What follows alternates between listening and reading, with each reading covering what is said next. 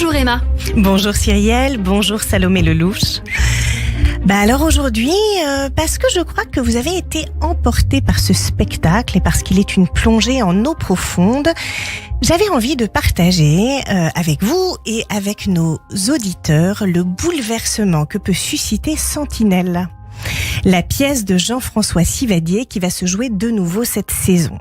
Alors, qu'est-ce que c'est Sentinelle ? Eh bien, c'est une ode rêveuse, joyeuse et majestueuse à l'amitié et à la musique. Sentinelle se veut une échappée artistique dans un univers où le profane se conjugue au sacré, au sein d'une harmonie où le multiple se fait unité. Telle une fugue de Bach, la pièce se déploie comme une fête où l'envie tutoie la vie dans une sublimation qui transcende. J'ai envie de vous demander, Emma Scali, le début de cette pièce, c'est comment ? Alors, tout commence en fait par la rencontre entre un grand interprète et le directeur d'une école de musique. Ces deux-là ont autrefois partagé la même passion du piano. On remonte alors le fil du temps jusqu'à la promesse offerte par leur jeunesse. Ils étaient trois amis, fascinés par le même maître. Matisse, génie en puissance, croisait le fer artistique avec Raphaël, futur pédagogue, tandis que Swann leur donnait la réplique avant de s'évanouir plus tard, bien plus tard dans la nature. S'inspirant de Thomas Bernhard et de son naufragé qui évoque l'immense soliste qu'était Glenn Gould et l'arrêt de sa carrière de concertiste à 32 ans pour éviter de se compromettre, eh bien Sivadié creuse la psychologie des personnages en puisant dans de nombreux documentaires, des films laissés par le virtuose qui préférait Bach à Mozart, qu'on entend, selon lui trop sucré. Vous pensez qu'il est trop sucré, vous, Mozart ? Non, mais je trouve ça très drôle quand ils le disent dans la pièce. Bien que l'issue du spectacle soit moins désespérée que chez Thomas Bernhard, eh bien les rivalités sont ici tout aussi radicales que tourmentées et une question prédomine. L'art doit-il célébrer la joie, changer le monde ou se suffire à lui-même ? Est-ce qu'on a la réponse, Emma Scali ? Alors je crois d'une certaine façon. Alors c'est pas une réponse directe, mais le metteur en scène considère finalement d'une certaine façon et dans une certaine mesure bien sûr que l'art fait les trois.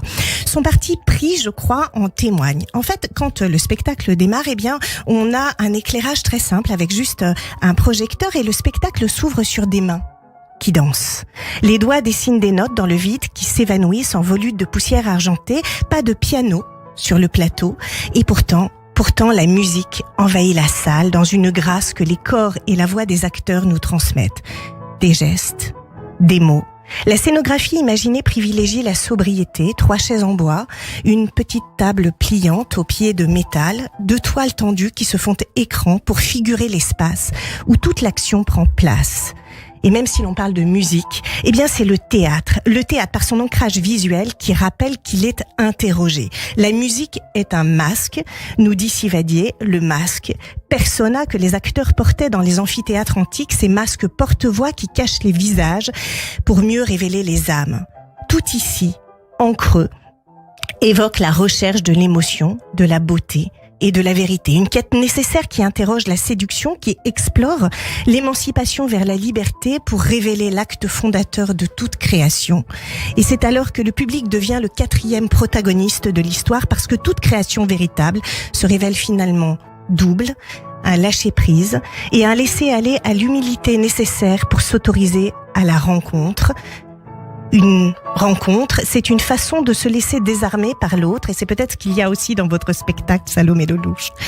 Par cette altérité qui me fait advenir à moi-même et me permet dans cette co-création de devenir l'interprète d'un monde nouveau. Et pour conclure, Emma Scali ? Eh bien pour conclure, je citerai juste cette phrase qui est dans le spectacle. Si l'amitié implique une absence de différence au niveau du niveau et que l'admiration implique le contraire, comment fait-on pour être l'ami de quelqu'un qu'on admire ? Eh bien si les acteurs font trembler la scène jusqu'au concours final, une espèce d'acmé comme ça dramatique qui condamne autant qu'elle scelle leur amitié, cette épreuve se révèle être une preuve. Une preuve, s'il en fallait encore une, que si l'art n'est peut-être pas capable de changer le monde, eh bien il peut à tout le moins changer les humains qui s'y incarnent. C'est très joliment Très raconté. bravo. Est-ce que c'est fidèle à votre ressenti, C'est très Salomé Lelouch? fidèle à mon ressenti. C'est vrai que j'ai eu un énorme coup de cœur pour ce spectacle plein, c'est-à-dire aussi bien artistiquement qu'intellectuellement, que visuellement, qu'en tant que metteur. J'aurais aimé écrire, mettre en scène, faire tout ça. J'étais très très jalouse. Mais il vous Jean-François. ressemble beaucoup, je trouve aussi. C'était pas très étonnant votre choix. Tu vas dire quand vraiment très jalouse.